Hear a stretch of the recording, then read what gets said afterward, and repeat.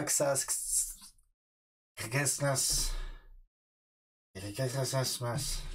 Hello la team, bienvenue sur Vince RC, la chaîne sans pression qu'avec de la grenadine. Et aujourd'hui, on parle du Max Wide V2, le nouveau sur mes étagères.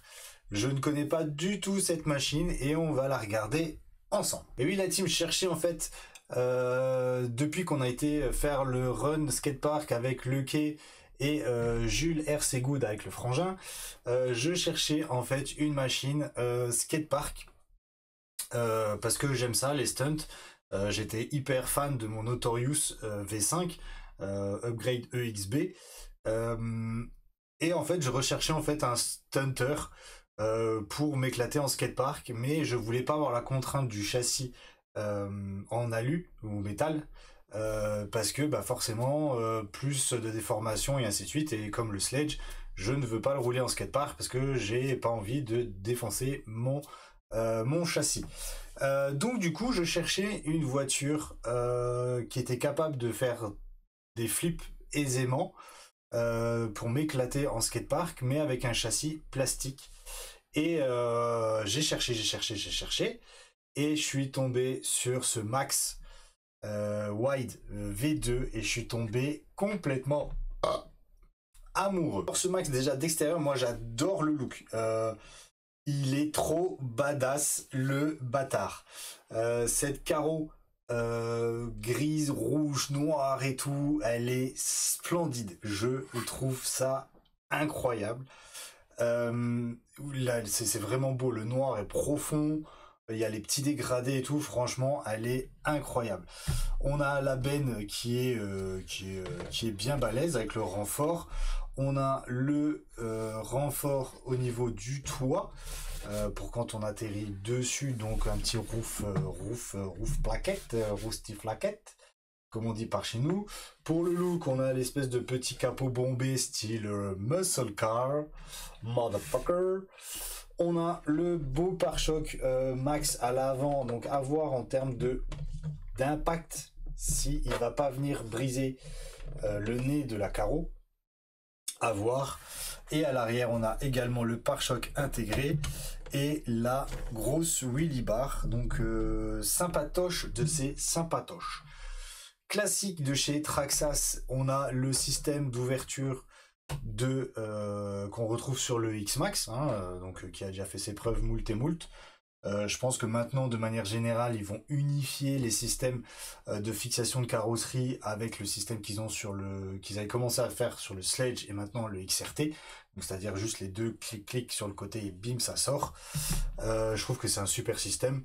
Il marche vraiment bien. Et je dis aussi, le système Arma qu'ils ont mis sur le Typhon Grom est tout à fait aussi efficace, que c'est bien. Ça change des goupilles. Je pense que maintenant les goupilles, il faut passer à autre chose. On est en 2024, les goupilles, c'est fini. Slogan de l'année. Les goupilles, c'est fini. On a aussi, nous, au niveau de l'extérieur, des pneus Sledgehammer qui, à mon avis, vont être bien sympathiques. Les Sledgehammer sont super efficaces comme pneus. Franchement, mis à part sur le Sledge où après le premier pack, j'en avais déchiré quelques-uns, il y a des petits problèmes de collage. Donc je vais voir maintenant si ça le fait aussi ici ou pas. J'ai pas eu de problème sur ceux du XRT, mais à voir. Mais en tout cas, les Sledgehammer, c'est une valeur sûre. On n'est pas en exa de 17, je pense que c'est des exa de 12.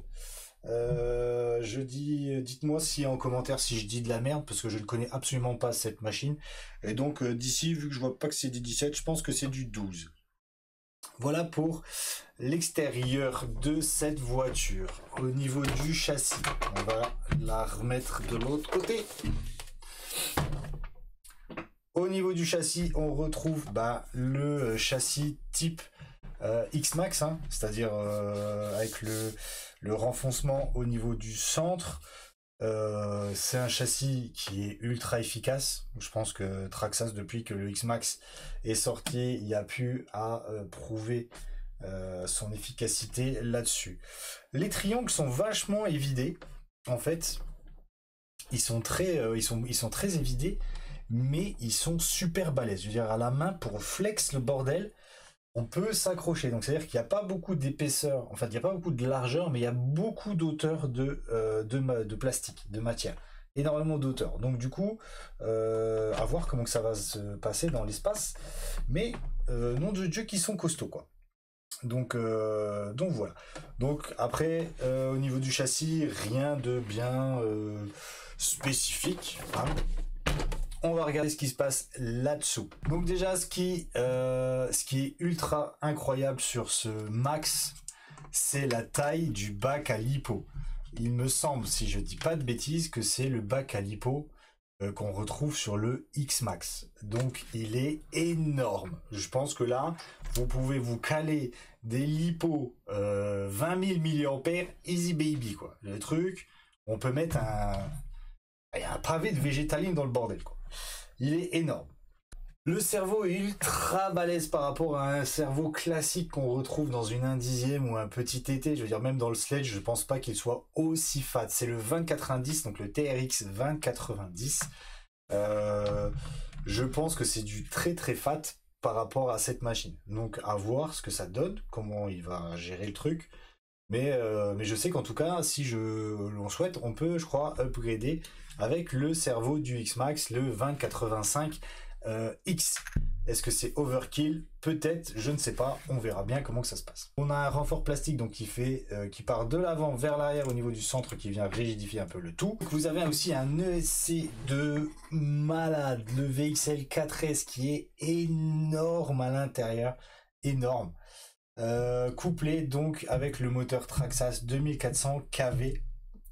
Je ne connais pas le pignon, il faudra que je me renseigne sur le pignon avec le dissipeur et le ventilateur. Donc vraiment pas mal. On adore forcément le système de couronne sur Traxxas, hyper pratique. On a le même système de tourelle que sur le X-Max. On a également donc des amortisseurs full aluminium. Qu'est-ce qu'on a d'autre? Bah rien. On n'a rien d'autre. C'est déjà pas mal, j'ai envie de te dire. Donc, on a aussi également les cardans qui sont comme chez Arma, donc des cardans télescopiques à l'avant et en plastique à l'avant et à l'arrière. Il y a une option qui permet de les passer en métal qui coûte quand même 130 €, c'est pas donné pour passer cette option. Donc je vais voir ce que ça donne en 4S déjà, comment que ça se passe. Et des biellettes aussi full plastique non réglables.